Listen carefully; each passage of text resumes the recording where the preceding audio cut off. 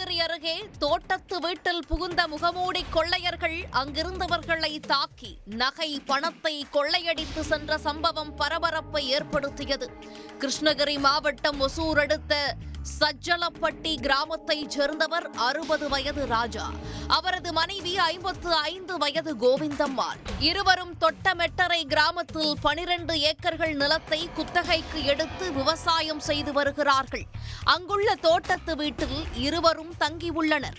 நேற்றிரவு கோவிந்தம்மாள், ராஜா ஆகியோருடன் மருமகன் 33 வயது ராமச்சந்திரன், 9 வயது பேத்தி வர்ஷினா ஆகிய 4 பேர் இருந்தனர். இரவு 9 மணியளவில் முகமூடி அணிந்த 7 பேர் திடீரென காரில் வந்து இறங்கினர். காரை மீண்டும் ஓட்டிச் செல்ல வசதியாக திருப்பி நிறுத்தி வைத்துவிட்டு வந்த கொள்ளையர்கள் வீட்டிற்கு வெளியே இருந்த கோவிந்தம்மாளை கத்தி முனையில் மடக்கினர். அவர் அணிந்திருந்த தங்கச்சங்கிலி, தோடு என 8.5 சவரன் நகைகளை பறித்தனர். பின்னர் கொள்ளையர்கள் வீட்டிற்குள் நுழைந்ததும் உஷாரடைந்த மருமகன் ராமச்சந்திரன் அவர்களை கத்தியால் தாக்கியுள்ளார். இதில் ஒரு கொள்ளையனுக்கு தலையில் வெட்டுக்காயம் ஏற்பட்டது. அதனால் ஆத்திரமடைந்த அவர்கள் ராமச்சந்திரனை சுற்றி வளைத்து தாக்கியதில் நிலை குலைந்தார். பின்னர் கொள்ளையர் 2 பீரோக்களில் இருந்த 4,80,000 மற்றும் 3,60,000 ரூபாய் பணத்தை கொள்ளையடித்துக் கொண்டு தப்பினர். கொள்ளையர் தாக்கியதில் படுகாயமடைந்த ராமச்சந்திரன் கிருஷ்ணகிரி மருத்துவக் கல்லூரி மருத்துவமனையில் அனுமதிக்கப்பட்டு சிகிச்சை பெற்று வருகிறார். வண்டி நிறுத்திட்டு காரை ரிவர்ஸ் பண்ணி நிறுத்திட்டு அப்படியே 7 பேரும் ஓடி வந்தாங்க. சரி, என்ன காரணம், ஏன் சார் அப்படி ஓடி வரீங்கன்னு நான் அட்டம் கேட்டோம். உடனே என் கழுத்தில் தாலி செயின் இருந்துச்சு, அப்படியே கையில் பிடிச்சிட்டு இது அறுத்துக்கலன்னா நான் உன்னை அறுத்துருவோம், கழுத்து அறுத்துருவோம் அப்படின்னு சொல்லிட்டாங்க. சரி, இல்லை நீங்கள் என் தாலி செயினை பிடிக்காதீங்க, விடுங்க அப்படின்னு கேட்டோம். இல்லை, நீ விடலைன்னா நான் அறுத்துருவேன் கழுத்தை அப்படின்னு கேட்டாங்க.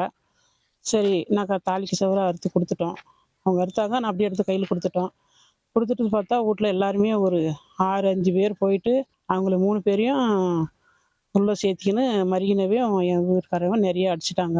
மலுவிலே கத்திலேயே வெட்டிட்டாங்க. எல்லார் கையிலும் ஒரு கத்தி.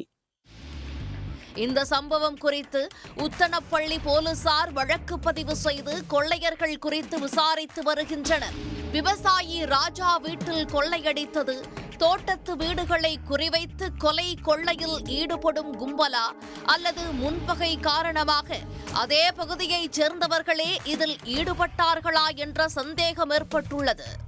இதுகுறித்து அப்பகுதி மக்கள் தெரிவிக்கையில், கோவிந்தம்மாளுடன் ஏற்கனவே பாண்டு என்கிற கிருஷ்ணன் கூட்டாக விவசாயம் செய்வதாகவும் அவர்களுக்குள் ஏற்பட்ட கருத்து வேறுபாடு காரணமாக பிரிந்ததாகவும் கூறப்படுகிறது.